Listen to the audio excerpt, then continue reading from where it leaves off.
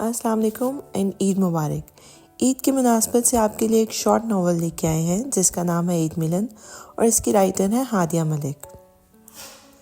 चिड़ियों की चहचहाहट और मुर्गी की मुसलसल कट कटाक करने की वजह से उसकी आंख खुल गई।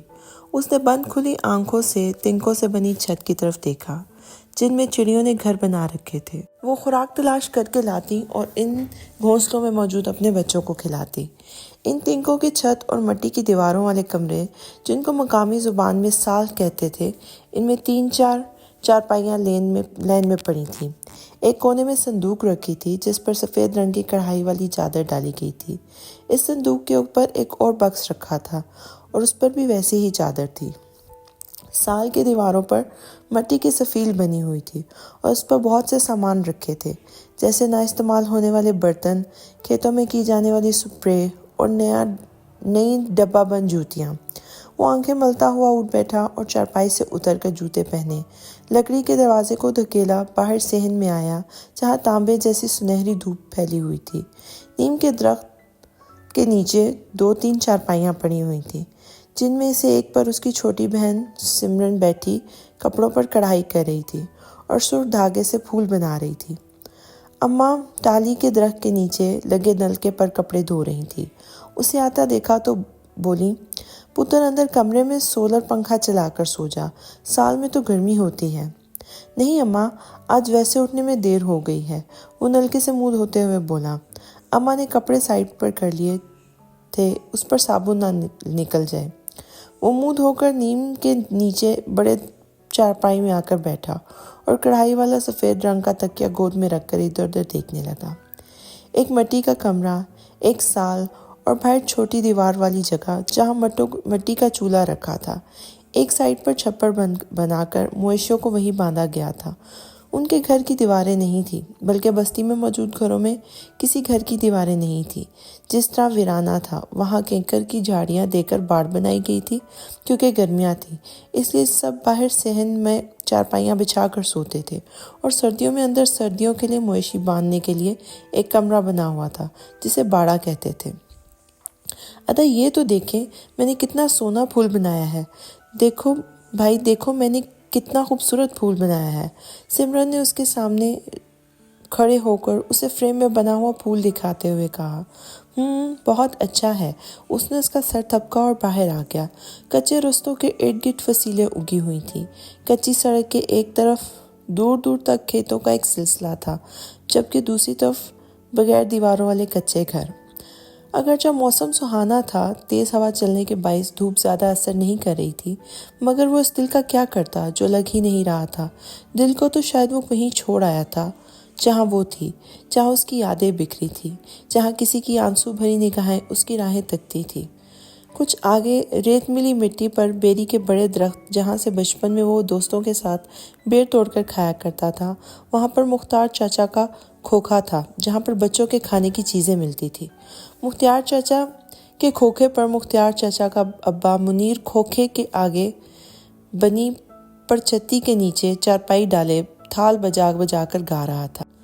कच्चा चंगा हाँ जो निके वाल वधे हो हाँ, कच्चा चंगा हाँ जो निके वाल वधे हो हाँ, सारी जिंदगी तेरे नाल वधे हो हाँ। वो वहाँ उनके पास चारपाई पर जाकर बैठ गया और नीचे कुछ बच्चे मिट्टी में बैठे खेल रहे थे। मुनीर बाबा आंखें बंद किए गाता गया। उसकी आवाज़ ने जैसे उसके दिल पर असर किया था। अच्छा पुत्र, तू किड्डा आया है शेर तू? तुम शहर से कब आए बेटा? जी कल ज़ोहर के वक्त आया था। अच्छा, अब तेरी पढ़ाई पूरी हो गई है क्या?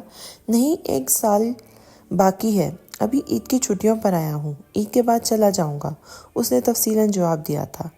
आज चंद्र देखो ऐसा ना, आज अंतरी रोज़ा है, आज चांद देखेंगे ना, आज 29वां रोज़ा है। मुनीर बाबा ने उससे तस्दीक चाही थी। जी कल देखेंगे, वो ये कहकर उठ खड़ा हुआ था। अच्छा बाबा, मैं चलता हूँ, जिंदा रह पुत्र, उन्होंने उसके सर पर हाथ फेरकर दुआ दी थी। वो बहुत देर धूप में भटकता रहा, फिर दरिया के किनारे बड़े कीकर के दरख्त के नीचे बैठे कीकर के तने से सर टिकाकर आंखें मूंद लीं। वो गहरी नींद में थी जब किसी ने उसे झंझोड़ कर उठाया था। हिरा उठो, रोज़ा रखना है ना, आधा घंटा बाकी है। یہ اس کی بہن افرا تھی۔ وہ جلدی سے اٹھی، افرا سے اسے جھنجھوڑ کر جا چکی تھی۔ ایسا نہیں تھا کہ وہ کاہل تھی اور کامچور تھی، بس سحری کے وقت اسے اٹھا ہی نہیں جاتا تھا۔ امی اور افرا سحری تیار کر لیتی اور اسے اٹھا دیتی اور وہ نیند میں جھول جھول کر سحری کرتی اور سو جاتی۔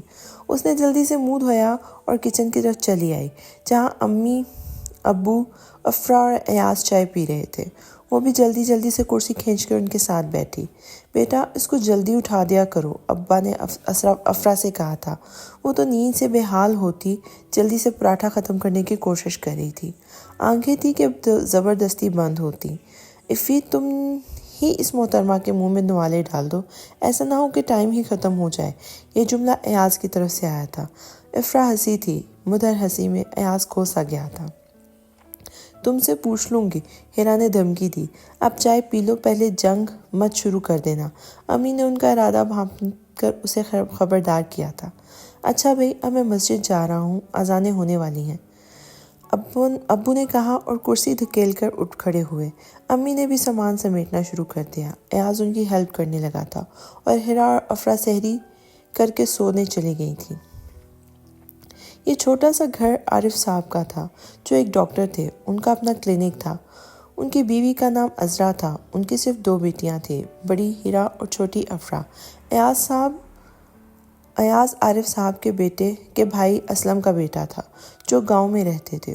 وہ پڑھائی کے غرض سے ان کے گھر میں رہتا تھا اور یونیورسٹی سے MBA کے آخری سال میں تھا۔ ہیرا نے صرف BA کیا تھا اور اسے زیادہ پڑھنے کا شوق نہ تھا، جبکہ افرا ابو کی خواہش پر میڈیکل کر رہی تھی اور دوسرے سال میں تھی۔ افرا بہت حسین تھی، کالے لمبے گھنے بال، بڑی بڑی کالی آنکھیں، چھوٹی مگر خوبصورت ناک اور گلابی رنگت لیے ہوئے پتلے ہونٹ۔ اس کا دودھ جیسا رنگ بھی بہت سفید تھا اور وہ اپنے آپ کو بنا سنوار کر رکھتی تھی۔ میڈیکل کی ٹف پڑھائی ہونے کے باوجود بھی ہر ہفتے بیوٹی پارلر کا چکر لگاتی، مہنگے مہنگے کپڑے پہنتی۔ اس کے برعکس ہیرا ایک لاپرواہ لڑکی تھی۔ وہ بھی خوبصورت تھی مگر وہ خود پر توجہ نہیں دیتی تھی۔ اس کا رنگ افرا جیسا سفید نہیں تھا مگر صاف اور بے داغ تھا۔ میک اپ جیسی خرافات سے دور رہنے کی وجہ سے اس کے چہرے پر فطری سادگی اور معصومیت جھلکتی تھی۔ اس کی آنکھیں بھی افرا جیسی بڑی اور کالی تھی۔ جیسے بھی کپڑے امی لا کر دیتی وہ بنا اعتراض کے پہن لیتی۔ وہ گھر کے کاموں میں زیادہ توجہ دیتی تھی۔ اب بھی وہ جھاڑو اٹھائے بڑے کمرے کی صفائی کر رہی تھی۔ ماہ رمضان ہونے کی وجہ سے ایاز اور افرا کو چھٹیاں تھیں اور ایاز کا ارادہ گھر جانے کا تھا۔ افرا سنگل صوفے پہ آئینہ بیٹھی اپنے بالوں کو دیکھ رہی تھی، جنہیں اس نے کل ہی 2000 حرام کروا کے گرے کلر میں ڈائی کروایا تھا۔ امی اور ہیرا نے اسے بہت ڈانٹا بھی تھا۔ ایاز نیچے کارپیٹ پر بیٹھا شام کے لیے بھنڈیاں کاٹ رہا تھا۔ امی شاید کچن میں برتن دھو رہی تھی اور ابو ہاسپٹل جا چکے تھے۔ یرا، ابھی صفائی مت کرو، میرے بال خراب ہو رہے ہیں، افرا نے جھنجھلا کر کہا تھا۔ تو میں کیا کروں، کہیں اور جا کر بیٹھو نا، میں تو صفائی کرنی ہے، ہیرا نے چھٹا جواب دیا۔ ہونے دو خراب، کون سا اچھے لگ رہے ہیں، سچ میں تو تم نے اپنے بالوں کا ستیہ ناش کروا لیا ہے، ایاز نے تبصرہ کیا تھا۔ تم کیوں لڑکیوں والی باتوں میں پڑتے ہو، اپنے کام سے کام رکھو، افرا نے پھاڑ کھانے والے انداز میں کہا تھا۔ یہ زیادتی ہے، تمہیں میری بےعزتی کرنے کا کوئی حق نہیں، گرے بالوں والی بھوتنی، سعد نے اسے تپایا اور وہ بھی تپ گئی تھی۔ تم لوگوں سے میری خوشی برداشت نہیں ہوتی، وہ غصے سے پیر چٹکتی باہر چلی گئی تھی۔ ایاز، تم بھی کہیں اور جا کر بیٹھو، مجھے ڈسٹنگ کرنی ہے، ساری سبزی خراب ہو جائے گی، ہیرا نے اسے بھی جانے کے لیے کہا تھا۔ ہر وقت صفائی کرتی رہتی ہو لڑکی، 2 گھڑی ٹھنڈی ہوا میں بھی بیٹھنے نہیں دیتی، وہ جھنجھلا کر کہتا ہوا اٹھ گیا اور وہ اس کے انداز پر مسکرا دی تھی۔ کیونکہ وہ بڑے کمرے میں AC لگا ہوا تھا، اس لیے سب وہی بیٹھے اور لڑتے بھی تھے۔ ہیرا، ایک بات کہوں؟ افرا اور ہیرا اپنے مشترکہ کمرے میں بیٹھی تھی۔ دوپہر کا وقت تھا جب افرا نے ہیرا کو مخاطب کیا، جو بیڈ پر لیٹی ناول پڑھ رہی تھی۔ ہاں کہو، پوچھ کیوں رہی ہو، ہیرا نے حیران ہو کر کہا تھا۔ کیا میرے بال سچ میں خراب لگتے ہیں؟ وہ اپنے لمبے لمبے بالوں کو ہاتھوں میں لیتے ہوئے بولی تھی۔ نہیں، خاص خراب تو نہیں لگتے، مگر تمہارے اصلی کالے بال زیادہ اچھے لگتے تھے، ہیرا نے اسے تسلی دینے کے ساتھ ساتھ مشورہ بھی دیا۔ میں نے تو سوچا تھا کہ رواج ہے ایسے بالوں رنگوں کا اس طرح ڈائی کروا لینا، لیکن اب یہ رنگ کبھی میں ٹرائی نہیں کروں گی۔ وہ دل برداشتہ لگ رہی تھی، اپنی خوبصورتی کے بارے میں وہ زیادہ کانشیس رہتی تھی۔ اچھا چلو باہر لان میں چل کر بیٹھتے ہیں، ہوا چل رہی ہوگی، ہیرا نے اس کا موڈ ٹھیک کرنے کے لیے کہا تھا۔ پھر وہ دونوں باہر لان میں آ گئی۔ یہاں ایاز پودوں کی کاٹ چھانٹ کر رہا تھا اور عذرا وہیں بیٹھی ہوئی تھی۔ وہ دونوں جامن کے درخت پہ لگے جھولے پر بیٹھ گئی۔ ویسے ایاز تم ہر وقت گھریلو لڑکی کی طرح کام کیوں کرتے رہتے ہو؟ کیا تمہیں زیادہ شوق ہے یہ سب کرنے کا؟ ہم تو لڑکیاں ہیں، باہر اکیلی بغیر وجہ گھوم نہیں سکتی۔ تم تو لڑکے ہو، باہر انجوائے کرایا کرو۔ افرا نے ایاز کو کام کرتے دیکھ کر چڑھ کر کہا تھا۔ اب میں تمہاری طرح تو نہیں ہوں کہ کام وغیرہ نہ کروں اور گرے کلر کے بال رنگوا کر پیسے برباد کرتا پھروں۔ ایاز نے بھی اسے چڑھایا تھا۔ تم سے تو بات کرنا ہی بیکار ہے، افرا جلا کر بولی اور جھولے کو زور زور سے جھلایا۔ اور ہیرا جو ان کی بحث پر مسکرا رہی تھی، اس نے تیزی سے جھولے کو تھاما کہ کہیں وہ گر ہی نہ جائے۔ سنبھال کر محترمہ، ابھی منہ کے بل گر جاتی۔ ایاز نے ہیرا کو پھر تنگ کیا تھا۔ امی دیکھیں ایاز کو، ہر وقت میں ہماری۔ ہیرا بڑبڑاتے ہوئے دروازہ کھولنے چلی گئی تھی۔ ہیلو ہیرا اپی، ہاؤ آر یو؟ باہر ان کے خالہ کا بیٹا ولید کھڑا تھا، جو ہیرا سے چھوٹا اور افرا کا ہم عمر اور کلاس فیلو تھا۔ ٹھیک ہی ہیں، اب اندر آؤ تم ورنہ پگھل جاؤ گے، ہیرا نے اسے رستہ دیتے ہوئے کہا تھا۔ وہ اندر چلا آیا تھا اور لان میں جھولے پر بیٹھی افرا اس کے پاس جا کر کہا، السلام علیکم آنٹی، آپ کو پہلے کہیں دیکھا نہیں یہاں۔ کیا تم نے مجھے آنٹی کہا؟ افرا زور سے غصے سے کھڑے ہوتے بولی اور مارنے کو لپکی تھی۔ خالہ بچائے مجھے، یہ آنٹی پاگل ہیں کیا؟ وہ مسخرے پن سے کہتا عذرا کے پیچھے چھپا تھا۔ بدتمیز جاہل انسان، ذرا بھی تمیز نہیں ہے تمہیں، پوچھ لوں گی تم سے بھی۔ افرا پھر سے جھولے پر بیٹھتے ہوئے بولی تھی۔ روزے میں لڑائی کرنے کی ہمت نہ تھی۔ ایاز اور ہیرا کے ساتھ عذرا بھی مسکرا رہی تھی۔ ولید اور افرا کی بالکل نہیں بنتی تھی۔ ارے یہ تو اپنی افی ہے، ارے تم ایک دم بوڑھی کیسے ہو گئی؟ وہ دیکھو سارے بال سفید ہو گئے بیچاری کے، وہ مصنوعی حیرانگی اور تعصب سے بولا تھا۔ افرا کو پھر ایک بار آگ لگی تھی۔ گدھے کہیں کہ دکھتا نہیں ہے، یہ گرے کلر کے بال ہیں، سفید نہیں۔ اندھی ہو کیا، نظر نہیں آتا، یا پھر کلر بلائنڈ ہو؟ افی بس کرو، اب نہیں لڑو، عذرا نے اسے ٹوکا تھا۔ اسے بھی تو آپ کچھ کہیں، وہ ہر وقت یہی ٹپکا رہتا ہے، گھر نہیں ہے کیا؟ دیکھیں خالہ کیا سلوک ہوتا ہے یہاں میرے ساتھ۔ ولید جھوٹ موٹ کے آنسو صاف کرتا ہوا اٹھ کھڑا ہوا۔ تم بھی تو ہر وقت اسے چھیڑتے رہتے ہو، ہیرا نے جواب دیا۔ عذرا نے صرف افرا کو آنکھیں دکھائیں۔ افرا چپ کر کے بیٹھ گئی تھی۔ ارے خالہ آپ کی تو عیش ہے، نیا مالی بھی رکھ لیا۔ اب اس کا نشانہ ایاز تھا، جو پودوں کو پانی دے رہا تھا۔ اور ہاں، مالی کم دماغ انسانوں کو بھی پانی دیتا ہے تاکہ ان کا دماغ کھل سکے۔ ایاز کے کہنے کے ساتھ ولید پر پانی پھینکا تھا۔ وہ اس کے لیے تیار نہیں تھا، بکلا کر ہٹا مگر بھیگ چکا تھا۔ ہائے ظالم، یہ اس کا تکیہ کلام تھا۔ تو ایاز ہے کہہ دیتا، پانی پھینکنے کی کیا ضرورت تھی؟ ولید نے خود کو جھاڑتے ہوئے بولا تھا۔ افرا، ہیرا اور عذرا بے ساختگی سے ہنسی تھی۔ ہاں، اسے کہتے ہیں سیر کو سوا سیر۔ اب سناؤ ولی بیٹا، افرا نے اسے چڑھایا تھا۔ تم تو چپ کر کے بیٹھو بھوتنی، ولید جھجھلا کر بولا تھا، اور پاس رکھی بالٹی سے ایاز پر پانی پھینکنا شروع کر دیا۔ اس طرح وہ دونوں ایک دوسرے کو بھگاتے رہے۔ کچھ دیر بعد ولید چلا گیا۔ ولید عذرا کی بہن اسما کا بیٹا تھا۔ اسما کے صرف 2 بیٹے تھے، واصف جو ولید سے بڑا تھا، اور ولید ان کے گھر سے دور نہیں تھا، اس لیے ان کا آنا جانا لگا رہتا تھا۔ اسما کالج میں لیکچرر تھی۔ افطاری کے بعد افرا، ہیرا اور ایاز باہر لان میں آ بیٹھے تھے۔ موسم کچھ اچھا تھا، زیادہ گرمی نہیں تھی۔ ہاں، وہ جامن کتنے اچھے لگ رہے ہیں، کتنے مزیدار ہوں گے، افرا نے للچاتی نظروں سے جامن کے درخت پہ لگے جامنوں کو دیکھ کر کہا تھا۔ میں اتار لاتا ہوں، ایاز نے ہاتھ میں رکھے موبائل کو میز پہ رکھتے ہوئے کہا تھا۔ ہائے سچی تم کتنے اچھے ہو، افرا خوشی سے بولی تھی۔ رات کو پیڑ پہ چڑھ کے جامن توڑنے کے لیے کی کیا تک ہے، بھلا صبح کو توڑ لینا اسے۔ ہیرا کو یہ بات پسند نہیں آئی تھی۔ کیوں، رات کو کیا ہوتا ہے بھلا، اور ویسے بھی صبح روزہ رکھنا ہوتا ہے، کیسے کھائیں گے؟ جا ایاز، میرا اب بھی دل کر رہا ہے، افرا نے اسے منت بھرے انداز میں کہا تھا۔ پھر وہ درخت پہ چڑھ گیا اور پکے جامن توڑ کر پھینکنے لگا۔ افرا جھولی پھیلائے چننے لگی اور ہیرا بھی ایک ایک کر کے چن کے آنچل میں بھرنے لگی کہ ایاز جس شاخ پر کھڑا تھا وہ زور سے چٹکی اور ایاز سمیت نیچے آ گئی۔ افرا اور ہیرا نے ڈر کے چیخ ماری تھی۔ ہائے اللہ، مر گیا، ایاز पाँव पकड़े खड़ा था। हिरा उसके पास जाकर बैठी और उसका पैर देखा जहाँ 2-3 खराशें आई थी। इफ्रा जामुन खाती अंदर चली गई थी। मोश तो नहीं आई तुम्हें? हिरा ने फिक्रमंदी से पूछा था। नहीं, बस यही खराशें हैं, एयाज ने दर्द से आंखें मीचते हुए कहा था। चलो मैं अंदर में बैंडेज कर देती हूँ। वो उसे अंदर ले आई थी और उसके पाँव पर पट्टी बांधते हुए बोली थी, क्या ज़रूरत थी चढ़ने की जब चढ़ना नहीं आता था। इफ्रा का दिल रख रहा था इसलिए चढ़ गया। एयाज ने वजाहत दी थी। तुम बहुत मोहब्बत करते हो इससे? हिरा ने हसरत से पूछा था। शायद, एयाज खोए हुए लहजे में बोला था। वो हिरा से कुछ नहीं छुपाता था। वो उसकी अच्छी राजदार दोस्त थी और उसकी हर बात का कभी बुरा भी नहीं मनाता था कि वो उसकी बहन से प्यार करता था, बल्कि कहा था कि वो अम्मी और अब्बू से उसका रिश्ता मांगे, जबकि एयाज चाहता था कि उसकी पढ़ाई पूरी हो जाए फिर वो कोई बात करे।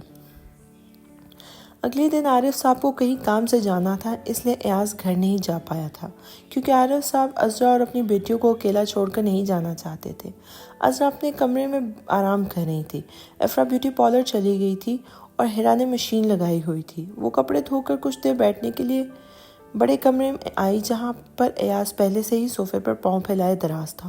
वो उसके सामने वाले सिंगल सोफा पर बैठ गई थी। क्या सोच रहे हो? हिरा ने उसे सोच में गुम देखकर पूछा था।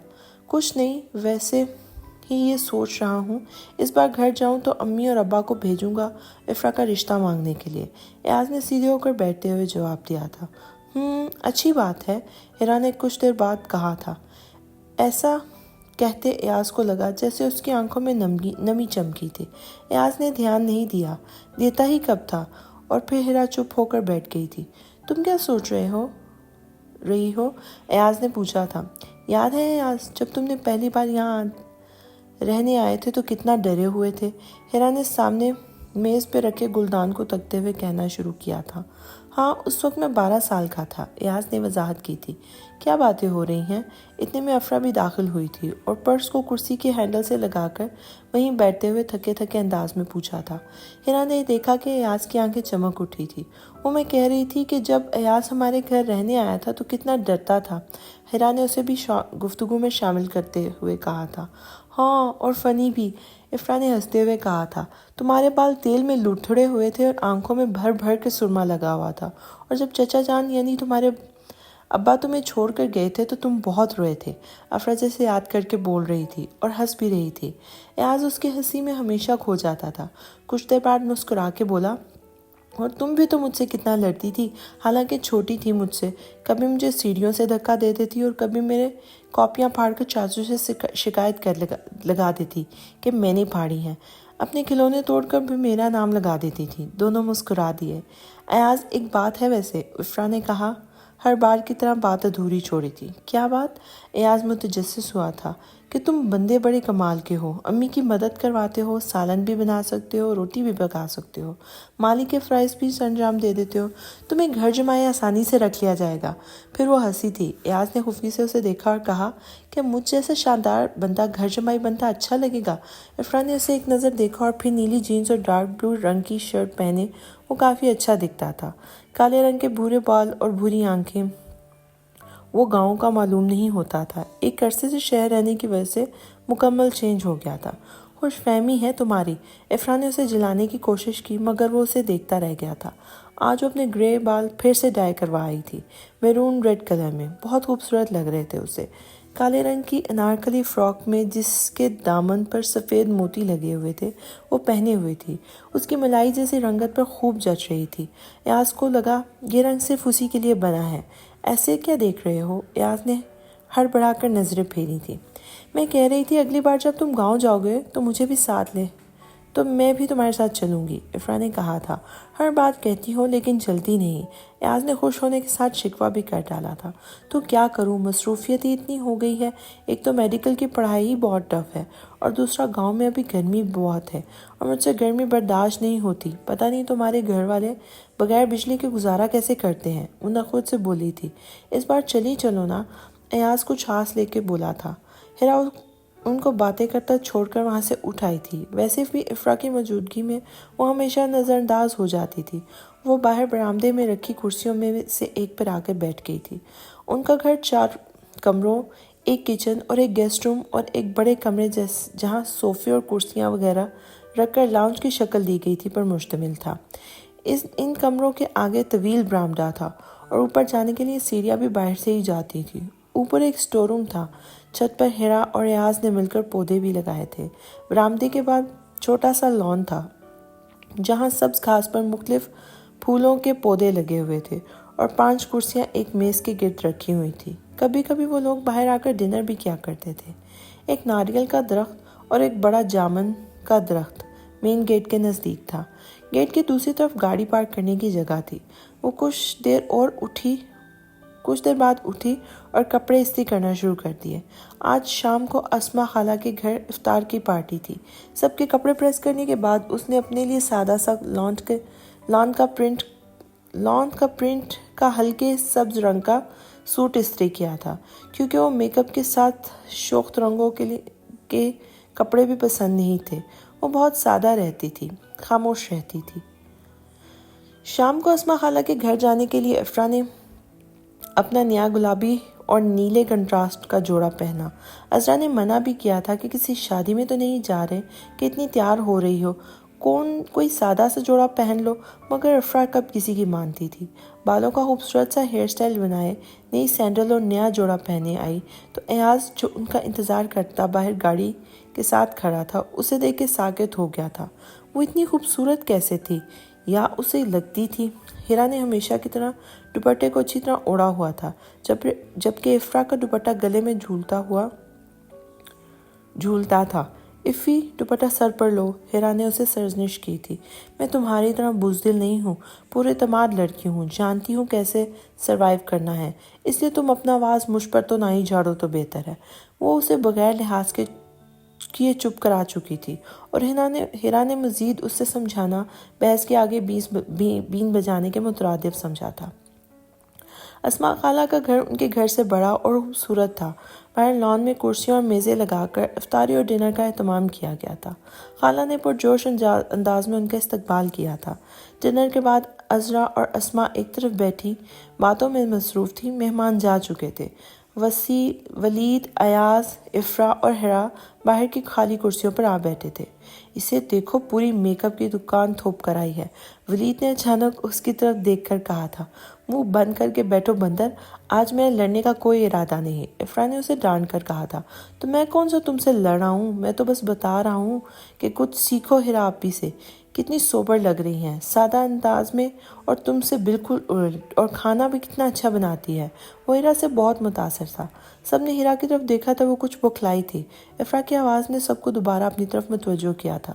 سب کا اپنا سٹائل ہوتا ہے اور ہیرا تو ویسے بھی گھر پر ہوتی ہے، اسے فیشن کا کیا پتہ، پڑھائی بھی بمشکل BA کیا ہے۔ کچھ لوگ ویسے بھی سادہ رہ کر دوسروں کو اپنی طرف متوجہ کرتے ہیں، یہ بھی تو سارا دن گھر کے کاموں میں الجھی رہتی ہے، اس لیے اسے اچھے کھانے بنانے کے علاوہ آتا ہی کیا ہے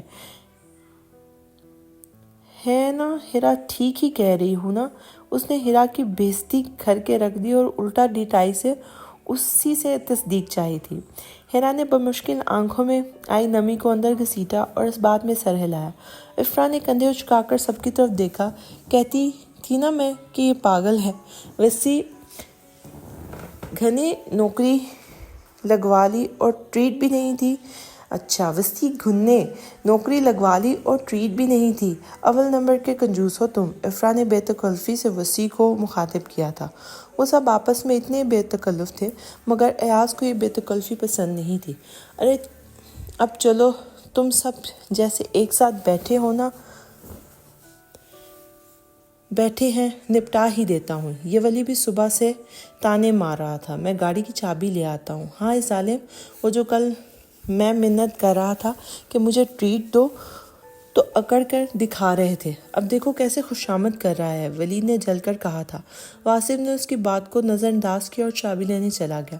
ہیرا نے بے اختیار ایاز کی طرف دیکھا تھا، جس نے غصے سے منٹیاں بھینچ لی تھی اور اٹھ کر وہاں سے چلا گیا تھا۔ ہیرا پریشان سی ہو گئی تھی۔ ارے یہ ایاز کہاں چلا گیا؟ وہ نہیں چلے گا ہمارے ساتھ؟ وسیع چابی لے کے آیا تو ایاز کو نہ پا کر حیران سا استفسار کرنے لگا تھا۔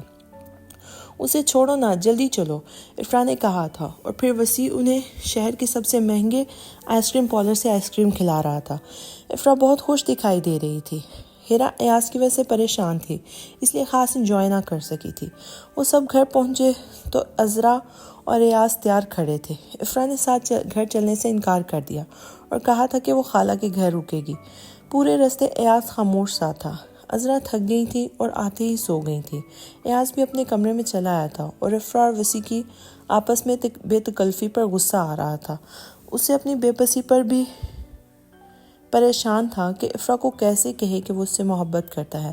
ابھی تو اس کی پڑھائی بھی پوری نہیں ہوئی تھی، اس لیے اماں ابا کو بھی کیسے رشتہ لانے کو کہتا۔ اس کے سر میں درد ہو گیا تھا۔ ہیرا چپکے سے اس کے کمرے میں آئی، اسے چائے اور سر درد کی گولی دے کر چلی گئی تھی۔ ایاز نے کبھی غور ہی نہیں کیا تھا کہ وہ عام سی لڑکی کیوں اس کے لیے پریشان ہو جاتی تھی بغیر کچھ کہے ہی، اور وہ کیوں اس کی فکر میں ہلکان رہتی تھی۔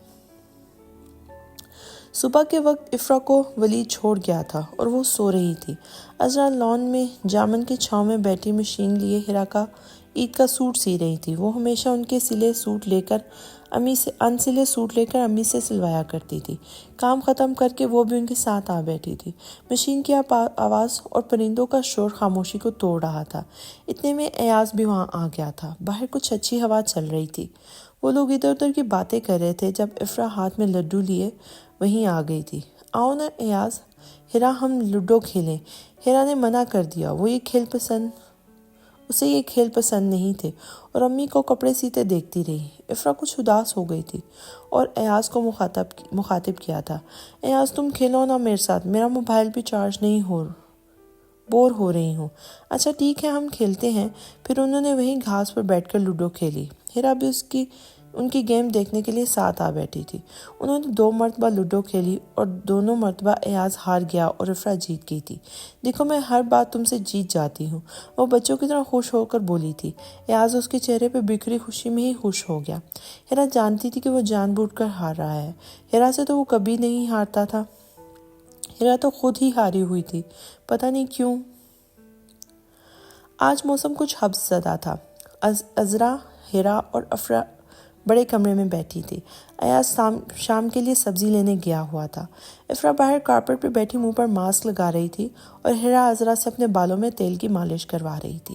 افرا تم بھی ابھی تیل لگوا لیا کرو، بالوں میں کیسے روکھے اور بے جان ہو رہے ہیں۔ انہوں نے ہیرا کے بالوں میں انگلیاں چلاتے ہوئے ایک نظر اس کے بالوں کو دیکھ کر کہا تھا، امی میرے بال ایسے ہی ٹھیک ہیں، کتنے اچھے تو ہیں، مجھے ضرورت نہیں ہے ان پینٹو نسخوں کی۔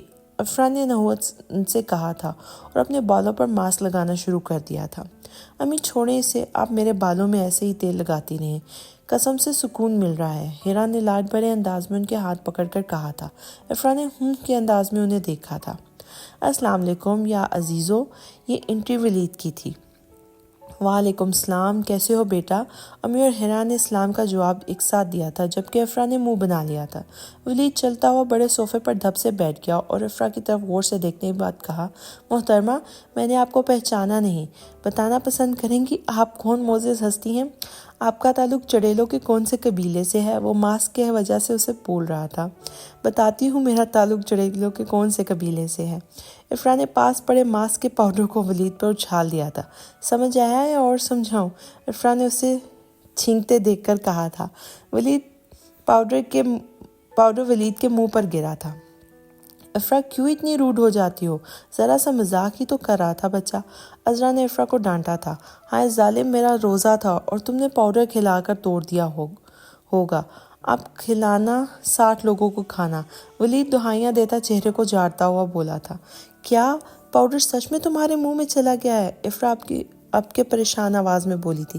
دیکھا خالہ، ہیرا کتنی کنجوس لڑکی ہے، میں نے صرف اسے چیک کرنے کے لیے کہا تھا، دیکھا غریبوں کو کھانا کھلانے کے خیال سے کتنا ڈر گئی ہے، ولید نے ہنستے ہوئے کہا تھا۔ افرا اٹھ کر اندر چلی گئی تھی۔ تم بھی نا ولی، کبھی کبھی حد کر دیتے ہو، ناراض کر دیا نا؟ ہیرا نے اسے دیکھ کر مسکراتے ہوئے سرزنش کی تھی۔ چلے خیر ہے، مان جائے گی۔ ویسے ہی اپنا ایاز کہاں ہے؟ وہ تو ہر روز گھر میں گھسا رہتا ہے، اب کہاں نکل گیا؟ ولید نے ایاز کے بارے میں پوچھا تھا۔ ولی، ایاز ہیرا سے بھی بڑا ہے، تم تو افرا سے بھی 1-2 مہینے چھوٹے ہو، پھر ایاز کو بھائی کیوں نہیں بلاتے؟ عذرا نے جانتے ہوئے بھی کہ وہ نہیں سمجھے گا سمجھایا۔ ارے خالہ، کیا بڑا کیا چھوٹا، ہم تو یاروں کے یار ہیں۔ وہ ریلیکس انداز میں صوفے پر پاؤں پھیلاتا ہوا بولا اور کشن کو منہ پہ رکھ لیا تھا۔ تمہاری مما کو چھٹیاں ہو گئی ہیں کالج سے؟ عذرا نے بات جاری کرتے ہوئے پوچھا تھا۔ پتہ نہیں، آج گئی تو ہیں، شاید ہو جائیں گی، کہہ رہی تھی کہ ہو جائیں گی، ولید نے تفصیل سے جواب دیا تھا۔ امی میں کپڑے دھو دیتی ہوں باہر جامن کے چھاؤں میں، ہیرا نے انہیں مخاطب کرتے ہوئے کہا تھا۔ نہیں، بالکل نہیں دھونا، آج تو غضب کی گرمی ہے، رات کو یا پھر کل دھو لینا۔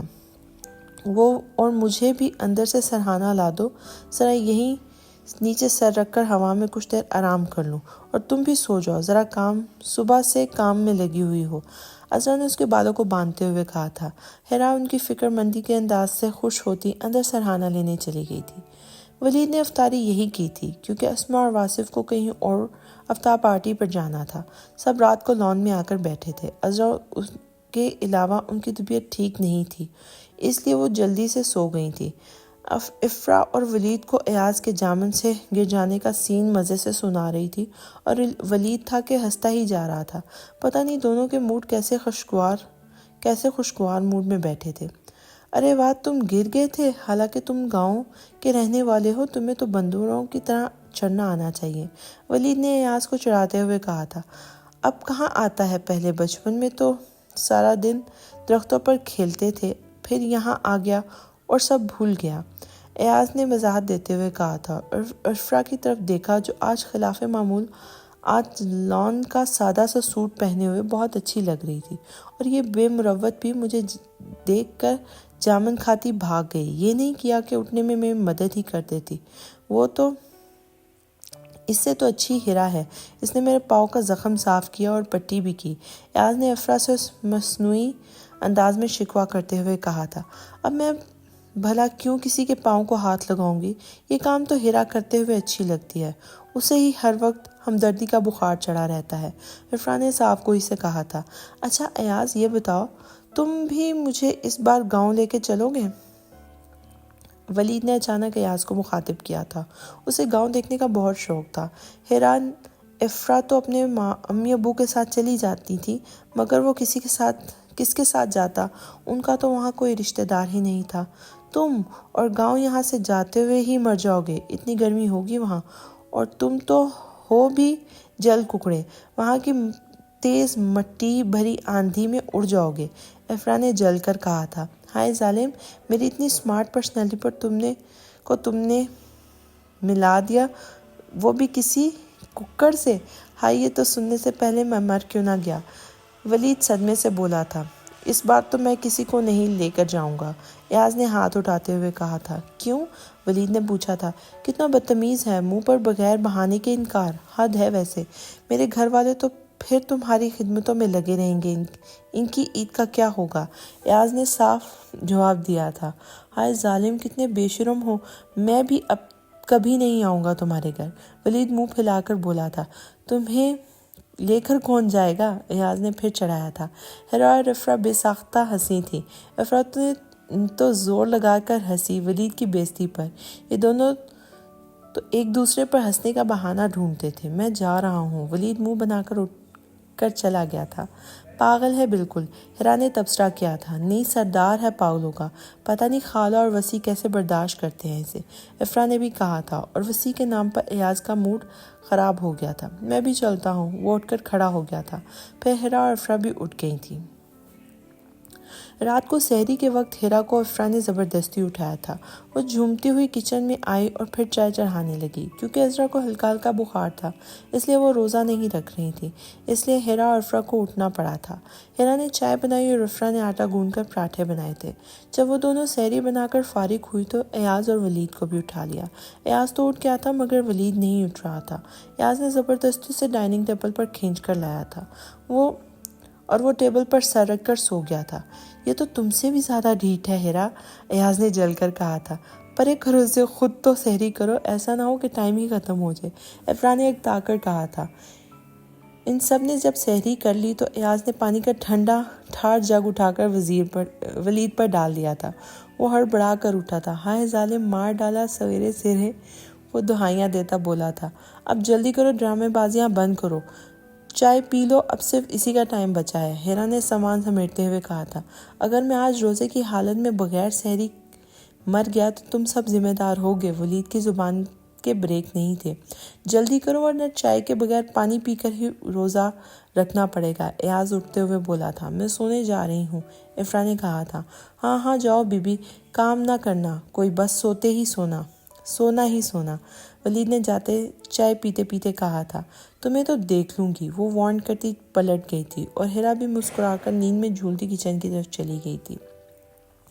इफ्रा भी सुबह वलीद के साथ चली गई थी और एयाज का मूड ख़राब होता देख हिरा ने देख लिया था, लेकिन कहा कुछ नहीं। जब अम्मी ने इजाज़त दे दी तो फिर वो कौन होती है। वैसे भी वो दोनों ही वसी और वलीद से बेतकल्लुफ़ थी, लेकिन एयाज का ताल्लुक चूँकि गांव से था और वो इफ्रा के लिए पॉजेसिव था, इसलिए उसे सब अच्छा नहीं लगता था।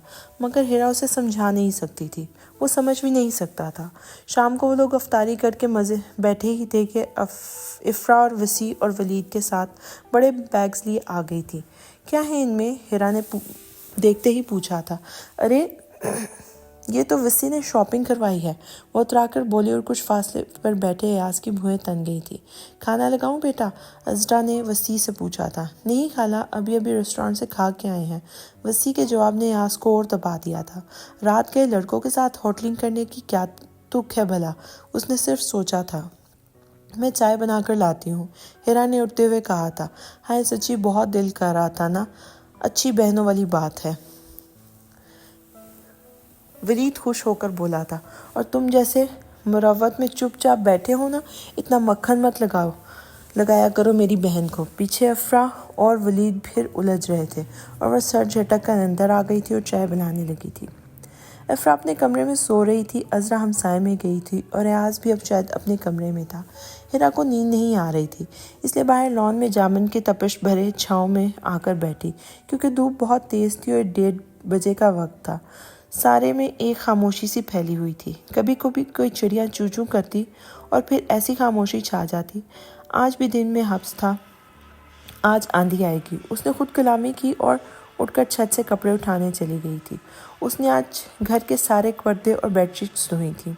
वो एयाज के कमरे में बेड की चादर रखने गई तो उसे परेशान सा दिखाई दिया। क्या हुआ, अपसेट हो गया, उसने पूछा फिक्रमंदी से। पूछ तो ऐसे रही हो जैसे जानती नहीं हो, क्यों हर वक्त मेरे पीछे पड़ी रहती हो, मेरी बेबसी का तमाशा देखती हुई। चली जाओ यहाँ से, दफ़ा हो जाओ। जाने क्या हुआ तो वो फट पड़ा था, लेकिन गलत इंसान पर। इसमें हिरा की कोई गलती नहीं थी कि इफ्रा उसे लिफ्ट नहीं करवाती थी। वो आंसू पीती चादर ऐसे ही बेड पर डालकर बाहर भाग गई थी। एयाज ने कभी भी उससे ऐसे बदलिहासी से बात नहीं की थी, आज की थी, और वो भी बेहतरा हर्ट हुई थी। एयाज को हिरा के जाने के बाद एहसास हुआ था कि वो बहुत गलत बोल गया है। वो बेचारी तो हमदर्दी से पूछ रही थी और उसने उसे ही झाड़ के रख दिया। ये क्या हो गया मुझसे कि अफरा की बेतनाई का बदला हिरा से क्यों लेने लगा। वो मुखलिस इखलास से घुंडी लड़की है। वो पछताया, पता नहीं गलती के बाद ही क्यों पछताया जाता है, पहले क्यों नहीं। मैं उससे माफ़ी मांग लूँगा, उसने दिल में अहद किया था। पहले घर फ़ोन कर लेता हूँ, कब से बात नहीं हुई। एयाज ने घर का नंबर मिलाया था। बेल जा रही थी। कुछ देर बाद अब्बा की पुरजोश आवाज़ सुनाई दी थी। अस्सलाम वालेकुम पुत्र, आज किवें याद कीता असा बुढ़िया को। हाँ बेटा, आज कैसे याद किया हम बूढ़ों को। वालेकुम सलाम अब्बा, कैसे हैं आप लोग। अम्मा, सिमरन, दादा दादी, उसने एक ही सांस में सबकी सब के बारे में पूछा। सब ठीक है पुत्र, तू सुना किड्डा मापिया दी ईदा छुट्टियां तो मिल गया हुसन। सब ठीक है, तुम बताओ कब आ रहे हो। छुट्टियां तो हो गई होंगी ईद की। जी अब्बा, छुट्टियां मिल गई हैं। असल में चाचू घर पर नहीं हैं, काम से दूसरे शहर गए हुए हैं, इसलिए रुक गया हूँ। जब वो वापस आएंगे तो आ जाऊँगा। अच्छा, बाकी ठीक है ना। टाइडी चाची, इफ्रा, हिरा धी, जी सब ठीक, सब अच्छे हैं, उसने इतना ही कहा था। अच्छा घन आपी माँ नाल गल कर, परेशान भी थेंदी है। लो अपनी माँ से बात करो, परेशान हो रही है। अब्बा ने हंसकर कहा। अम्मा को फ़ोन दे दिया। क्या हाल है पुत्र, ठीक है ना। क्या हाल है बेटा, ठीक हो, अम्मा ने पूछा था। اللہ کا کرم ہے اماں ٹھیک ہوں، اس نے کہا تھا۔ پھر اس نے دادا دادی اور سمرن سے بات کر کے فون رکھ دیا۔ گھر والوں سے بات کر طبیعت بہل گئی تھی۔ رات کو افطاری کے بعد سب لان میں آ کے بیٹھے تھے۔ ہلکی ہلکی ہوا چل رہی تھی جو بھلی معلوم ہو رہی تھی۔ ہیرا کچھ خاموش سی تھی۔ ازا نے ہیرا کا مسمل چہرہ دیکھ کر پوچھا تھا، کیا ہوا ہیرا، طبیعت تو ٹھیک ہے نا تمہاری؟ جی امی میں ٹھیک ہوں، بس ذرا سی کمزوری ہے، ٹھیک ہو جائے گی، اس نے انہیں مطمئن کیا تھا۔ امی ابو کب آئیں گے؟ بہت دن ہو گئے ہیں انہیں گئے ہوئے، افرا نے پوچھا تھا۔ ہاں کہہ کر تو گئے تھے کہ فون پر کل کے نام آنے کے لیے، لیکن 1-2 دن اور بھی لگ سکتے ہیں۔ اللہ کرے جلدی آ جائے عید سے پہلے۔ بیچارے ایاز کو بھی ہم نے پریشان کر کے رکھا ہوا ہے، وہ بیچارہ گھر والوں کے ساتھ چھٹیاں گزارنا چاہتا ہوگا، انہوں نے متاسفانہ انداز میں کہا تھا۔ نہیں چچی جی، میں تو پریشان نہیں ہوں، بلکہ ادھر ہی زیادہ مزہ آتا ہے مجھے۔ اس نے ایک نظر افرا کی طرف دیکھ کر کہا۔ چپ بیٹھی ہیرا نے اس کی چوڑی پکڑ لی تھی۔ دل لگتا ہے محترم کا، افرا جو یہاں سے صبح میرے ساتھ بدتمیزی کی تو سوری تک نہیں کہا، ہیرا نے جل کر سوچا تھا۔ پھر سب آہستہ آہستہ اٹھنے لگے اور صرف ہیرا اور ایاز بیٹھے۔ ہیرا اٹھ کر جانے لگی تو ایاز نے اسے پکارا تھا، تم ناراض ہو نا مجھ سے؟ ہیرا دوبارہ بیٹھ گئی تھی، وہ بھی چاہتی تھی کہ وہ اسے منائے۔ دیکھو میں اس وقت دکھی تھا اور تم سے روڈ بیہیو کر گیا، I am really very sorry, مجھے ایسے بات نہیں کرنی چاہیے تھی، وہ مضطرب سا بولا تھا۔ ہیرا نے کوئی بات نہیں کی تھی، چپ بیٹھی رہی اور جامے کے درخت سے گرتے بڑے سوکھے پتے توڑتی رہی جس سے کرچ کرچ کی آواز آ رہی تھی۔ کچھ تو بولو ہیرا، چاہے مجھے مار لو، گالیاں دو، پر اب چپ مت بیٹھو، تم بہت پرائی سی لگتی ہو۔ جو تکلیف دہ باتوں سے ہوتی ہے اسے کوئی معافی ختم نہیں کر سکتی جب تک وہ خود بخود ٹھیک نہ ہو جائے۔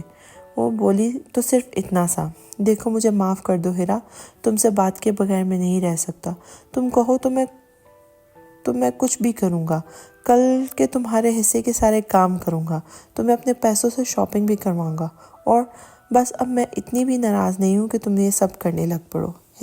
ہیرا ہنس کر بولی تھی۔ تھینک گاڈ تم ہنسی تو، ورنہ تمہارا سوجا ہوا منہ دیکھ کر مجھے ڈر لگ رہا تھا۔ ایاز نے بھی ہنس کر کہا تھا۔ اچھا اب یہ بتا دو کہ صبح کس بات پر تمہارا موڈ خراب تھا جو مجھے جھاڑ کر رکھ دیا تم نے؟ اس نے پھر ہلکا سا شکوہ کیا تھا۔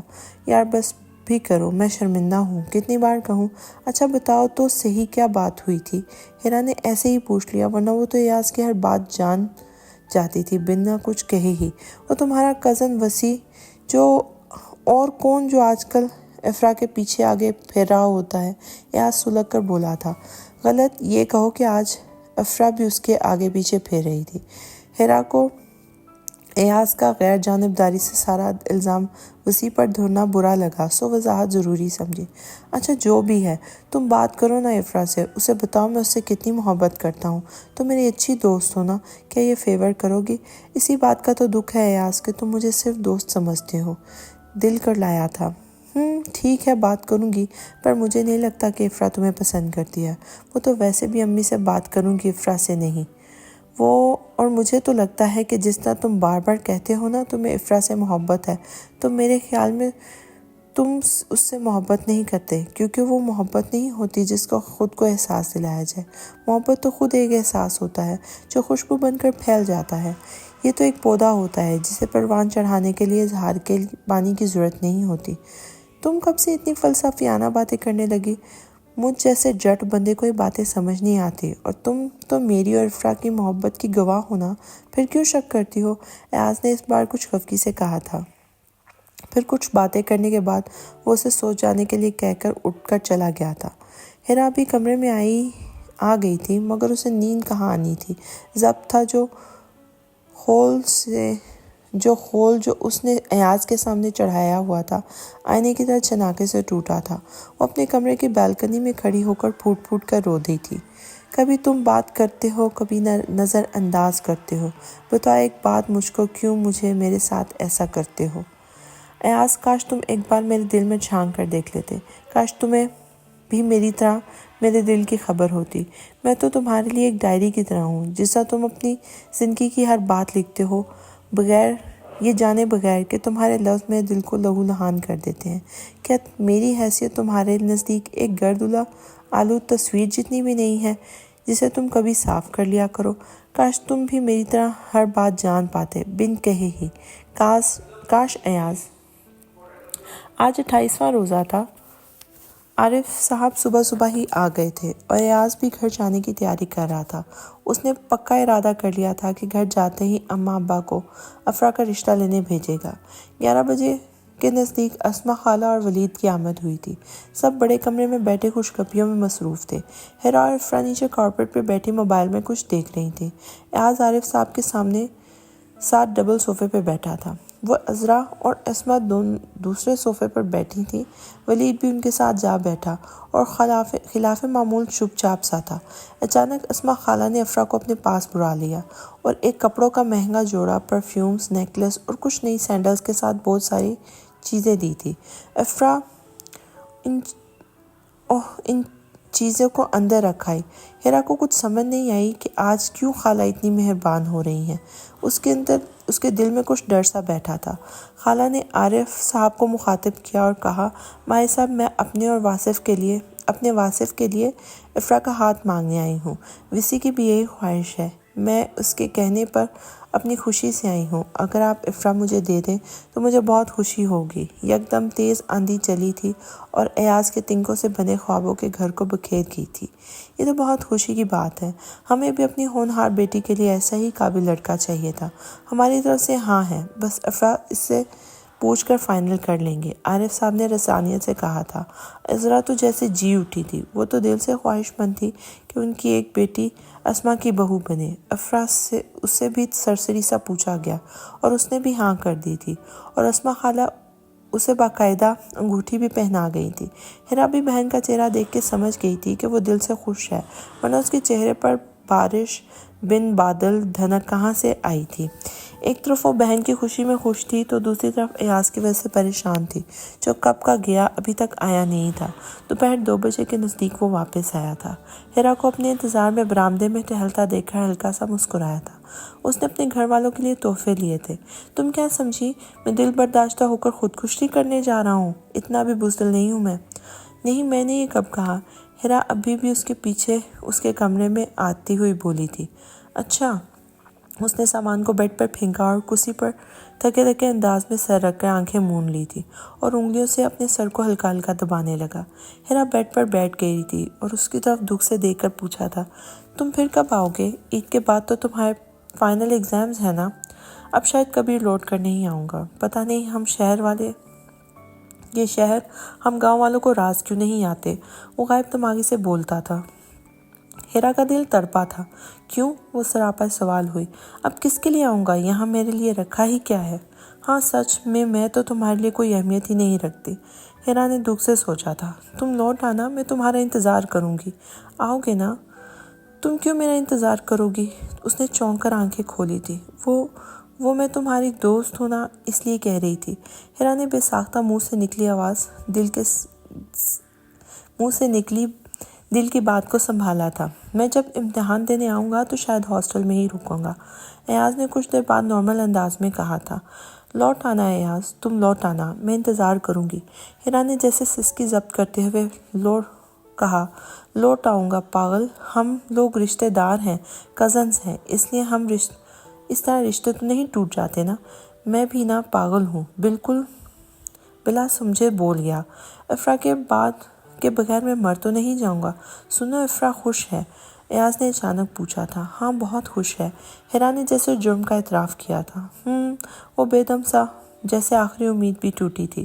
تم آؤ گے نا؟ حرا نے جانے کیوں رٹ لگائی ہوئی تھی۔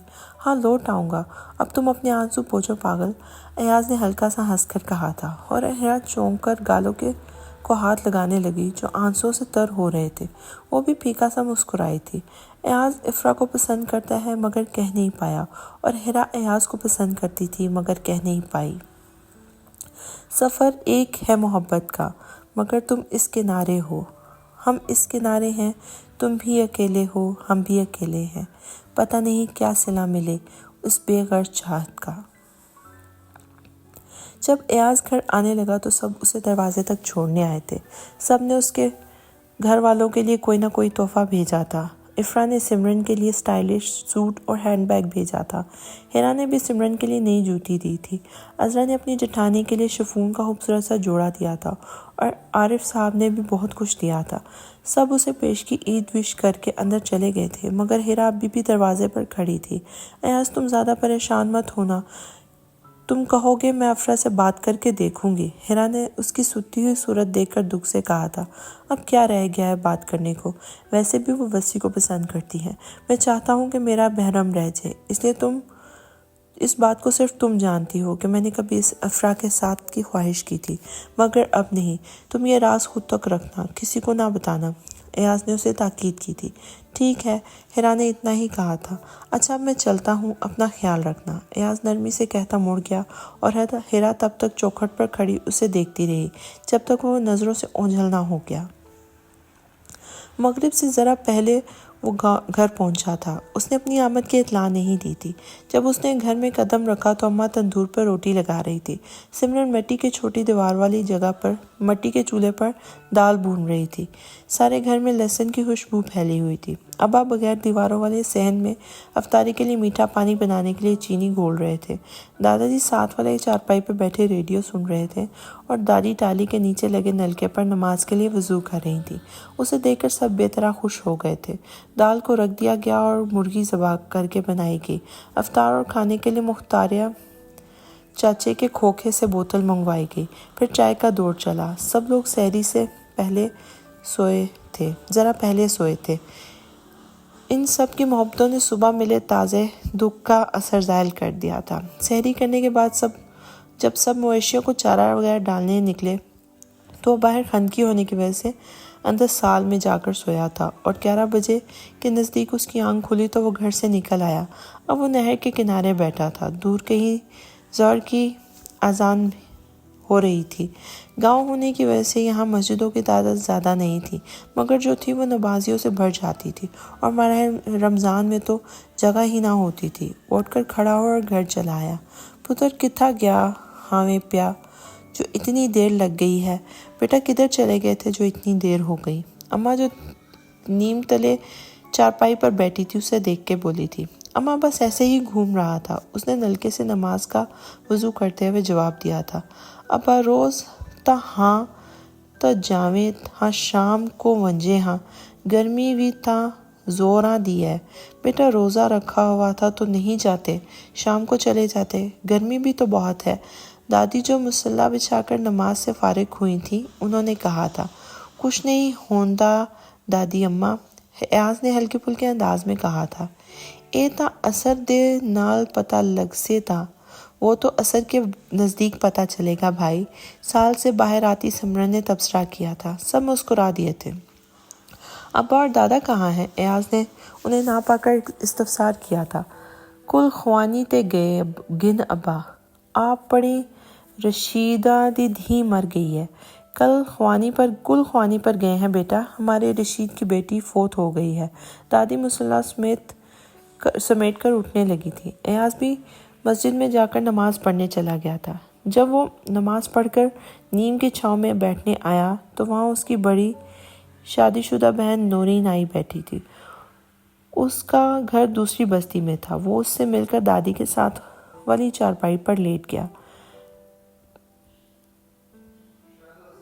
تپے اماں کا گل ہی ہے جی جو شودی سپر ہے چا پیتی ہے۔ اماں پتہ نہیں کیا بات تھی جو اس بیچاری نے سپرے پی لی۔ اس سے حال و احوال پوچھنے کے بعد نورین نے اپنی بات بھی شروع کرتے ہوئے کہا تھا۔ وہ رشید کی بیٹی کی کل خوانی سے ہو کر آئی تھی اور اس کا حال بتا رہی تھی۔ کیا مطلب ادھی کس نے سپرے پی لی؟ ایاز نے چونک کر سیدھا ہو کر بیٹھتے ہوئے کہا تھا۔ او ہاں رشید آلی دھی بھی کون آگھدن جو اپنی منگیتر نو خوشیاں نال کیتی ہے واسطے سپرے پیتی ہے۔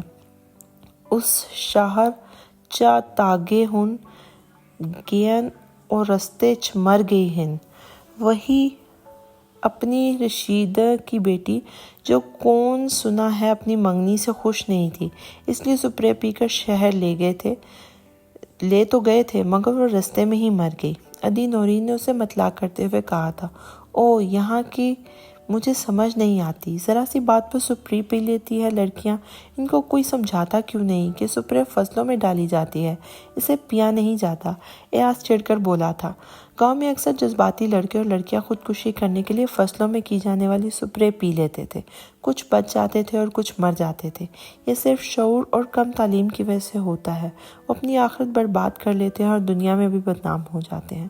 اماں اپنی سپرے ہے وی ساکچ سفیل تے رکھی ہے، اے چاچی تو فیل آلا اکمل وی اج کل غصے چ گھوم دے ہیں، نہ ہوئے اپنے گھر سپرے ہے پی گھنے تے پسواں آپا۔ اماں ہماری سپرے بھی سال میں رکھی ہے، تو فیل چچا کا اکمل بھی آج کل غصے میں پھرتا ہے، ایسا نہ ہو کہ وہ ہماری سپرے پی لے اور پھنس ہم جائیں۔ سمرن نے بھی کچھ اس انداز میں بات کی کہ سب کے چہروں پر مسکراہٹ آ گئی۔ اکمل ان کے ہمسائے میں رہنے والا لڑکا ہے جس پر آج کل عشق کا بھوت سوار تھا، اور وہ ماں باپ نہیں مان رہے تھے، اس لیے غصے میں رہتا تھا۔ لگا رکھی اماں ولا ٹھیک آکھ دی بیٹھی ہے، بیٹا چھپا کر رکھ دینا، ٹھیک کہہ رہی ہے، دادی نے بھی کہا تھا۔ ایاز کھل کر ہنسا تھا۔ اب فصلوں کی سپرے بھی چھپانی پڑے گی۔ اچانک اس کا فون بجا، نمبر دیکھ کے وہ خوش ہو گیا تھا۔ ہیرا کالنگ۔ اس نے اپنا ٹچ سکرین موبائل پر آتے سبز فون کو کلک کیا، کال اوکے کی۔ السلام علیکم ایاز، اور ہیرا کی سب ہے، اور ربا کی سب بھی، اور باقی سب بھی ٹھیک ہوں، میں بھی اور باقی سب بھی، ایاز خوش دلی سے جواب دیتا باہر کو جاتی کچی سڑک پر آیا تھا۔ کیا ہوا، خوش لگ رہے ہو؟ میں تو سمجھی تھی ابھی تک دکھی ہوگے۔ اب ایسا بھی افرا کے عشق میں نہیں ڈوبا جو جوگ لے لیتا۔ بائی دی وے سب کیسے ہیں؟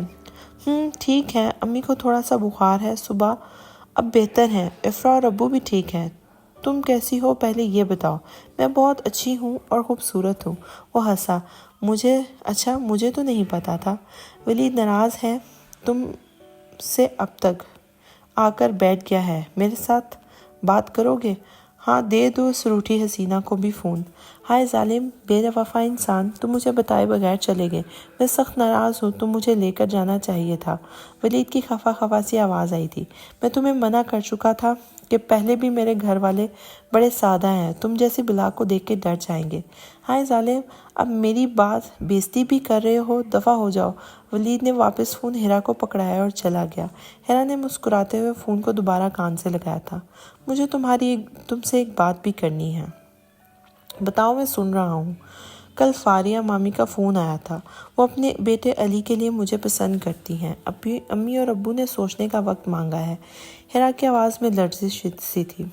ایاز کو لگا جیسے اس کا دم گھٹ جائے گا۔ وٹ، یہ کیا بکواس ہے؟ وہ تو چیخ ہی پڑا تھا۔ اس میں چلانے کی کیا بات ہے؟ اب ہیرا کا لہجہ ٹھنڈا تھا۔ ایاز کو اپنی بے اختیاری پر شرمندگی ہوئی تھی۔ اسے ہیرا کے رشتے کی بات اتنی بری کیوں لگی تھی؟ اتنا برا تو اسے اس وقت بھی نہیں لگا تھا جب افرا کا رشتہ طے ہوا تھا۔ تو تم کیا کہو گی پھر؟ اس نے شکستہ سے انداز میں کہا۔ اسے سمجھ نہیں آئی کہ وہ اتنا دکھی سا کیوں ہوا ہے۔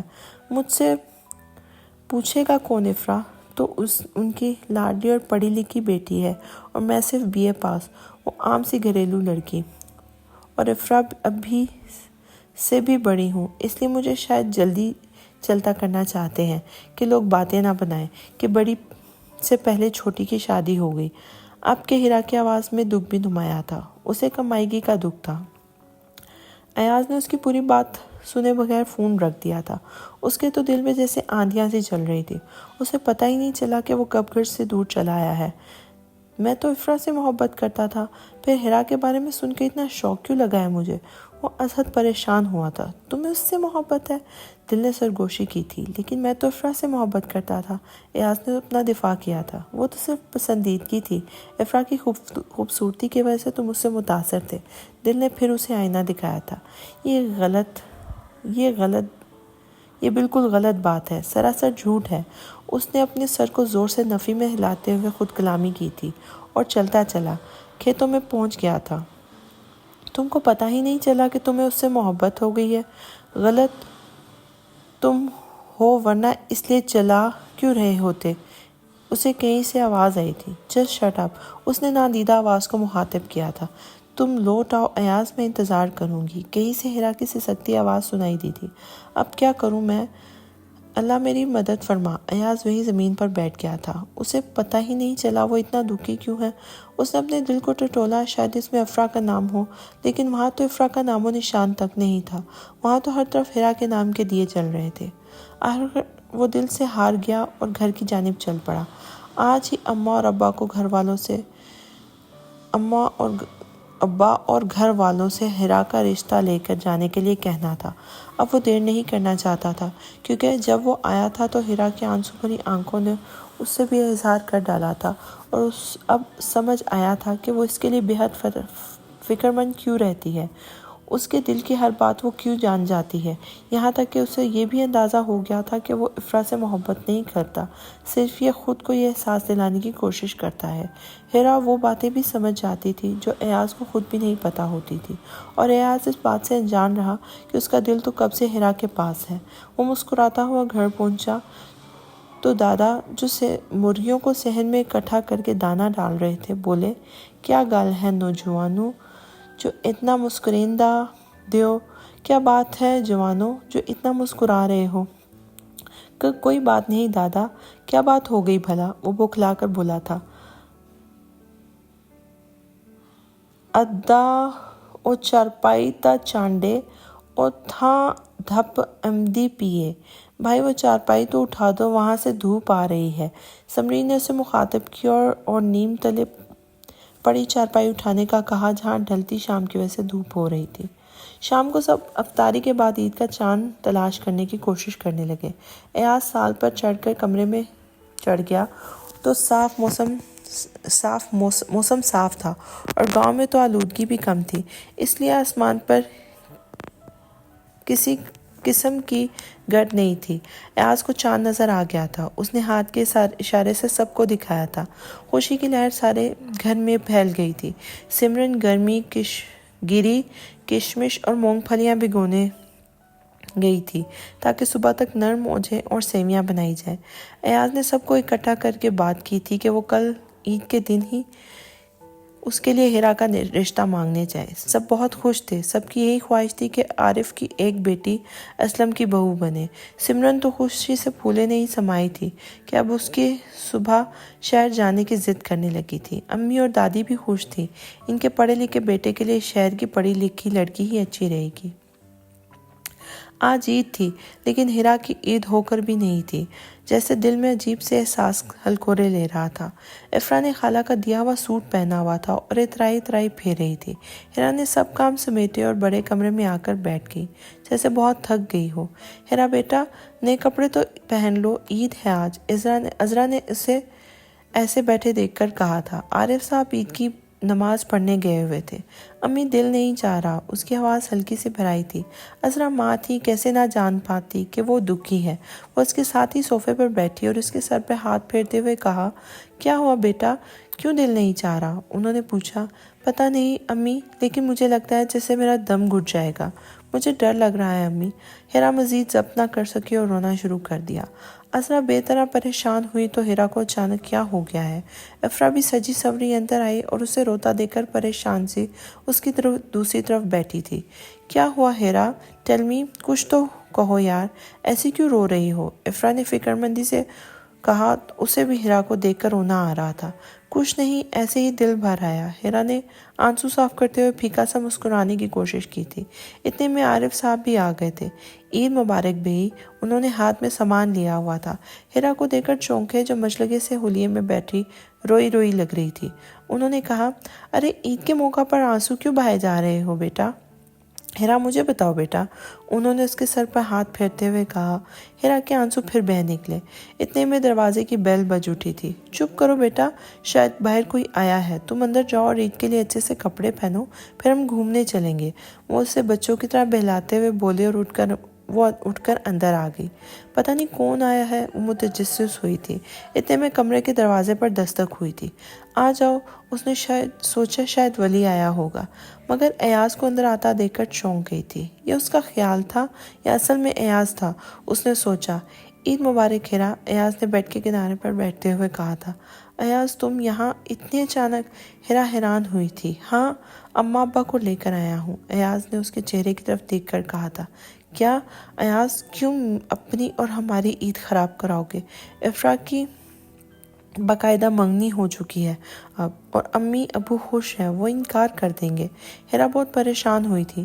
نہیں، وہ افرا کا رشتہ تو نہیں مانگنے آئے، وہ تو ایک اچھی اور خوبصورت لڑکی کا رشتہ لینے آئے ہیں۔ ایاز نے اس کی طرف دیکھتے ہوئے معنی خیز انداز میں کہا تھا۔ کیا بک رہے ہو؟ صحیح سے بتاؤ، مجھے تو ڈر ہے جھگڑا نہ شروع ہو جائے باہر، اور تم اطمینان سے بیٹھے ہوئے ہو۔ ہیرا کو اس کی کوئی بات سمجھ نہیں آ رہی تھی۔ وہ دروازے میں جا کر کھڑی ہوئی اور باہر بڑے کمرے کے دروازے کی طرف جھانکا۔ وہ لوگ تمہیں مانگنے آئے ہیں میرے لیے، ایاز نے کہہ ہی دیا۔ ہیرا یکدم مری اور بے یقین نظروں سے اسے تکنے لگی۔ الفاظ تو کہیں کھو سے ہی گئے تھے۔ یہ کیا کہہ رہے ہو ایاز؟ ہیرا نے پوچھا تھا۔ وہی جو تم نے سنا، ایاز نے مطمئن انداز میں جواب دیا تھا۔ لیکن تم تو افرا سے محبت… شٹ اپ یار، تنگ آ گیا ہوں میں یہ بات سن کر۔ وہ سب بکواس تھا، جبکہ میں تو تم سے محبت کرتا ہوں۔ کل جب تم نے مجھے بتایا کہ تمہارا رشتہ طے ہونے والا ہے تو میری وہ حالت ہوئی کہ کیا بتاؤں۔ میں سمجھتا تھا کہ افرا اگر کسی اور کی ہو جائے گی تو میں مر جاؤں گا، لیکن کل مجھے لگا جان نکلنا کسے کہتے ہیں۔ ہیرا، تم میری مخلص دوست ہو اور میں تمہارے ساتھ زندگی گزارنا پسند کروں گا۔ کیا تم میرے ساتھ دو گی؟ شادی کرو گی مجھ سے؟ ایاز کے لہجے میں چھپے یقین کو ہیرا نے پہچان لیا تھا اور سر جھکا لیا تھا، یعنی رضامندی دے دی تھی۔ اور کیا امی ابو مان جائیں گے؟ ہیرا نے کچھ دیر بعد کسی خدشے کے تحت پوچھا تھا۔ 100% مان جائیں گے۔ میں نے ساری زندگی ان کے سامنے گزاری ہے، وہ میری ہر خوبی اور خامی سے واقف ہیں، اور مجھ جیسا اچھا ڈیسنٹ لڑکا انہیں ڈھونڈنے سے نہیں ملے گا۔ آخر میں اس نے تفکرانہ انداز میں کہا تھا۔ خوش فہمی ہے تمہاری، ہیرا نے آئینہ دکھایا تھا، اور تم بھی کوئی ڈھنگ کے کپڑے پہن لو۔ مجھے تو لگتا ہے تم میرے لیے لائے جوڑے کا انتظار میں تھی، اس لیے ایسا حلیہ بنا رکھا ہے۔ جی نہیں، میں بس تیار ہونے والی تھی۔ ہیرا کے چہرے پر سچی خوشی کا عکس جھلملایا تھا۔ ارے مبارک ہو، رشتہ ہو گیا تمہارا ہیرا۔ افرا مٹھائی کی پلیٹ اٹھائے اندر آئی تو ایاز کو بیٹھا دیکھ کر منہ بنایا تھا۔ ادھر رشتہ طے ہو رہا ہے ان دونوں کا، اور یہ یہاں بیٹھے ہیں۔ نکلو بھی یہاں سے فوراً، شادی سے پہلے ملنا منع ہے۔ افرا نے ایاز کو بھگا دیا تھا اور ہیرا کو تیار کروا کر بڑے کمرے میں لے آئی تھی۔ اسما، خالہ، واصف اور ولید بھی آئے تھے۔ آئے میری دھی میرے نال آتے بے، وہ آؤ میری بیٹی میرے ساتھ آ کر بیٹھو، آسیہ نے اسے لے کر اپنے پاس جگہ بناتے ہوئے کہا تھا۔ ہیرا چاچو سے مل کر چاچی کی طرف بیٹھ گئی تھی۔ امی بھی کافی خوش لگ رہی تھی اور ابو بھی۔ وہ اسلم چچا کے ساتھ محو گفتگو تھے۔ ان کی شادی کی تاریخ بھی رکھ دی گئی تھی۔ عید الاضحیٰ کے فوراً بعد شادی تھی۔ سمرن بھی آئی تھی۔ ان دونوں کے ساتھ وہ ہیرا کے ساتھ ان کے کمرے میں بیٹھی باتیں کر رہی تھی۔ ایاز، افرا اور ولید باہر لان میں آ بیٹھے تھے۔ ہائے ظالم، میں سمجھا تم مجھے منانے آئے ہو۔ ولید نے آواز کو دکھی بنانے کی کوشش کی تھی۔ نہ، کیا تم اس کی بیوی ہو جو میکے میں روٹھی بیٹھی ہو اور وہ اسے منانے آئے؟ افرا نے ولید کو چڑھایا تھا۔ تم تو چپ کرو چڑیل، پتہ نہیں یہ بھی میری بھابھی بن کر کیا ظلم ڈھائے گی۔ ابھی سے یہ حال ہے، وہ مصنوعی آنکھ بھرتا ہوا بولا تھا۔ تمہیں تو سیدھا کر دوں گی، افرا نے آنکھیں دکھاتے ہوئے کہا تھا۔ ولید نے ڈرنے کی ایکٹنگ کی تھی۔ یار، اس بار امی ابا یہ سوچ کر آئے ہیں کہ سب کو دعوت دے کے جائیں گے ہمارے گھر آنے کی، جس میں اسما خالہ کو بھی بلائیں گے، تمہیں اور واصف کو بھی، ایاز نے اسے بتایا تھا۔ اب کیا فائدہ، میرا دل تو تم نے توڑ دیا پہلے ہی، ولید نے اکڑ دکھائی تھی۔ اچھا ٹھیک ہے نا، چلے یہ بندر، مزہ آئے گا، افرا نے ہنس کر کہا تھا۔ اب تو میں بھی جا کر دکھاؤں گا، ولید نے عزم سے کہا تھا۔ افرا، ولی، ایاز، کھانا لگا دیا ہے، آ جاؤ، ہیرا نے کچن کی کی کھڑکی سے پکارا اور غائب ہو گئی۔ ہائے، میں تو ایویں سمجھ رہا تھا جیسے آج بھی روزہ ہے اور بھوک کنٹرول کی ہوئی ہے، ولید نے چونکنے والے انداز میں کہا تھا۔ ایاز اور افرا بھی مسکرائے اور سب اندر کھانا کھانے چلے گئے۔ ایاز، سمرن اور اس کے اماں ابا جاتے ہوئے عارف، عذرا اور اسما کو بھی دعوت دے گئے تھے۔ سب نے 2 دن بعد آنے کا وعدہ کیا تھا۔ گاؤں صرف الوی صاحب، عذرا اور ہیرا جا رہے تھے کیونکہ افرا اور ولید کے کالج میں عید کے بعد ٹیسٹ شروع ہو گئے تھے، اس لیے وہ نہیں آئے تھے۔ افرا کو اسما کے گھر رہنا اور وہ بھی اپنی کالج کی جاب کی وجہ سے نہیں جا رہی تھی، اور وسیع کی بھی نئی جاب تھی۔ طویل تھکا دینے والے مٹی اور گرد سے اٹے رستے کا اختتام ہوا اور وہ لوگ ایاز کے گھر پہنچے تھے۔ ایک بڑا مٹی کا کچا کمرہ اور ایک سال سامنے بڑا صحن، پھر ایک نیم کا بڑا درخت اور اس کے ساتھ کچھ دور ٹہلی کا ایک درخت جس کے ساتھ ہلکا نیچے نلکا لگا ہوا تھا۔ صحن سے کچھ ہٹ کر چھپر تلے جانوروں کو باندھا گیا تھا۔ عذرا اور ہیرا تو تھک کر نڈال ہو گئی تھی۔ صحن میں لین میں چارپائیاں بچھائی گئی تھی جن پر فولڈ کر کے کھیس ڈال دیے گئے تھے۔